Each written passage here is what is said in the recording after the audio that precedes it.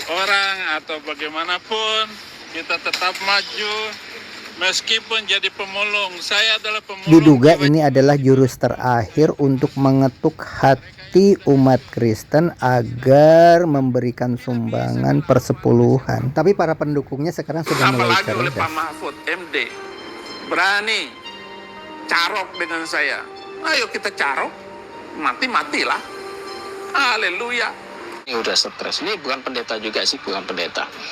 Rekan cerita dari Dr. Insinyur Erman Suparno, MBA MSI ini yang pernah jadi duta besar di Arab Saudi zamannya Pak SBY kalau tidak salah ya. Kalau tidak memiliki keterampilan, lebih baik jangan coba-coba datang bekerja di luar negeri. Resikonya berat seperti Pak Saifuddin Ibrahim ini kan akhirnya dia sekarang jadi pemulung. Walaupun $40 katanya dia dapatkan, berarti 600 katanya sih menurut informasi yang ada di ruang komentar itu. Kalau $40 itu sekitar 2 kali makan. Memang 600.000 itu besar untuk ukuran di Indonesia, tapi kan dia hidupnya di Amerika. Biaya hidup di Jepang saja menurut Nagisa Nishikawa itu guru itu, dia mengatakan bahwa hidup di Jepang itu tidak bisa menghidupi anak banyak seperti di Indonesia. Walaupun penghasilan besar, tetapi mereka rata-rata anaknya cuma 1 atau 2. Bahkan Nagisa Nishikawa saja katanya dia di rumahnya itu hanya ditemani dengan seekor kucing. Kenapa? Walaupun orang tuanya, bapaknya itu kerja di perusahaan kereta api, ibunya juga bekerja, ternyata hanya mampu membesarkan seorang anak saja.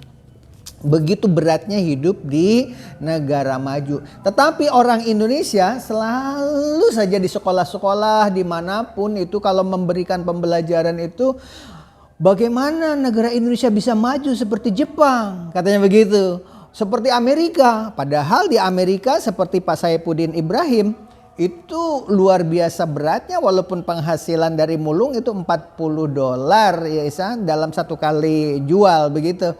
Tapi kan itu untuk 1 minggu. Biayanya dari $40 itu hanya untuk 2 kali makan. Nah begitu juga kata Nobuyo Suzuki yang bintang film di Indonesia yang warga negara Jepang itu.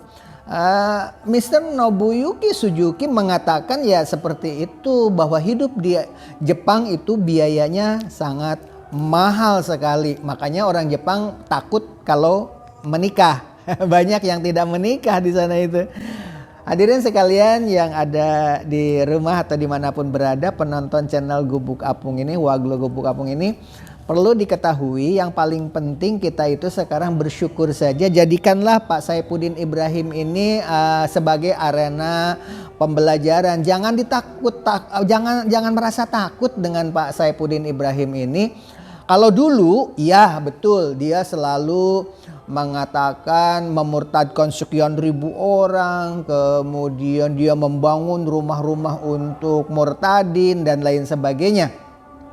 Oleh sebab itu, karena sekarang sudah terbuka, kenyataannya Saifuddin Ibrahim itu hidupnya terlunta-lunta, kemudian kerjanya hanya memulung, bahkan pernah hilang beberapa hari dan tinggal bersatu dengan imigran gelap begitu, bersatu dengan orang Meksiko kalau tidak salah di situ. Dan begitu ketahuan ternyata seperti kata Pak Prayitno tadi, dia itu sudah kena HIV, sudah kena diabetes, lebih-lebih lagi sekarang ditambah ditinggalkan oleh istrinya. Nah, diminta kepada hadirin sekalian yang nonton video-video Pak Saifuddin Ibrahim ini, walaupun tidak menonton langsung, rata-rata mereka itu menonton di channel-channel muslim. Hujatannya luar biasa. Sebaiknya jangan dihujat, mumpung beliau masih hidup, ikuti saja, kemudian tulis ceritakan bahwa hidup di negara maju itu tidak enak kalau tidak memiliki keterampilan begitu. Sehingga kita ambil hikmah, jangan menyebarkan kebencian. Lebih baik ini dijadikan arena pembelajaran. Toh orang non-muslim sendiri, orang Kristen itu sendiri sudah banyak yang antipati termasuk para pendeta terhadap Saifuddin Ibrahim ini. Nah, kenapa sekarang kita ikut menghujat? Nggak boleh. Lebih baik jadikan sebagai pembelajaran. Sekarang kan orang-orang yang pernah dimurtadkan oleh Bapak Saifuddin Ibrahim sendiri, begitu lihat video-video seperti itu kan pasti nyesel gitu kan. Dan orang-orang di Amerika sendiri yang Kristen katanya sudah mulai menghindar, membenci kepada Pak Saifuddin Ibrahim ini. Nah, dengan demikian kalau kita buat buku, buat cerita, bahkan mungkin bisa diangkat ke film ya, layar lebar, walaupun mungkin sarannya dihilangkan saja, tetapi dalam bentuk cerita lain bahwa orang yang sesumbar dulu itu kan boleh dikatakan sih menurut saya penilaian pribadi diduga ketika Oleng itu di pesantren Al Zaitun, dia itu sebenarnya sudah terganggu jiwanya.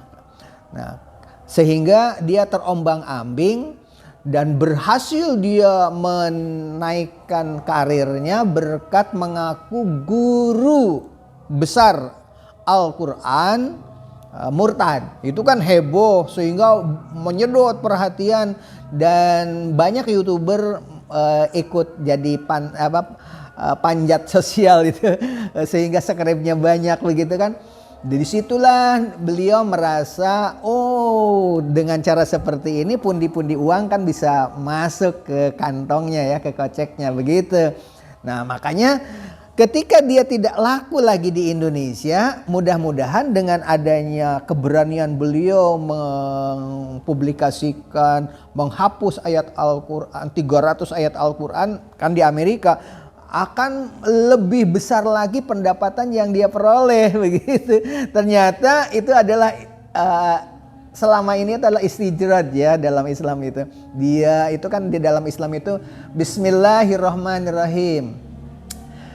Rahman itu untuk dunia itu semua orang, mau ibadah mau tidak, pokoknya semuanya diberi kesempatan gitu kan, diberi kenikmatan ya. Bismillahirrahmanirrahim, nih rahim itu adalah untuk di akhirat nanti, hanya untuk orang-orang yang bertakwa ya, yang menikmatinya kan begitu. Nah, ini sebagai bahan gambaran saja. Saya hanya menyarankan saja lebih baik Pak Saifuddin Ibrahim itu jadikanlah pembelajaran, jangan ada yang membenci. Justru bila perlu kita doakan panjang umur sehingga ceritanya semakin panjang, semakin banyak yang bisa kita ikuti untuk bahan cerita kepada anak cucu. Lintas agama tentu ya, agama apapun nanti akan mempelajari, oh iya ternyata kehidupan Pak Saifuddin Ibrahim itu berkat viral sempat sukses. Banyak kan anak-anak muda, anak-anak SD, SMP, SMA itu ketika mengenal YouTube, ketika mengenal Facebook ingin menjadi viral, padahal itu musibah. Nah, salah satu contoh Pak Saifuddin Ibrahim ini kena musibah akibat viral. Dengan viral dia mendapatkan pundi-pundi keuangan yang luar biasa besarnya karena berlindung di ayat-ayat kitab suci yang dia kuasai ya kan, mengungkapkan hafalan-hafalan Al-Quran, kemudian dia bercerita tentang Injil dan seterusnya. Nah, itu kan tidak baik. Nah, tapi ternyata di Indonesia itu yang begitu laku ya, sensitif sekali memang, laku cerita-cerita seperti itu. YouTube-nya itu, saya sendiri pernah di YouTube yang pernah di delete gara-gara masalah lagu ya, hak cipta, pelanggaran seperti itu. Nah, katanya Saifuddin Ibrahim juga sama. YouTube-nya itu sudah tidak lagi berfungsi. Saya kan sudah mengalami bagaimana ketika ada pelanggaran-pelanggaran, dan saat ini mungkin kita harus berhati-hati juga ya, bahwa YouTube itu benar-benar tegas ya berhubungan dengan hal itu. Oleh sebab itu, ketika sekarang orang-orang para YouTuber itu sedang naik daun, itu harus hati-hati juga. Karena apa? Ketika melenceng, melanggar, berbahaya. Seperti Pak Saifuddin Ibrahim ini, sekarang YouTube-nya katanya sudah tidak menghasilkan lagi. Demikian barangkali. Wabillahi taufiq wa hidayah. Wassalamualaikum warahmatullahi wabarakatuh.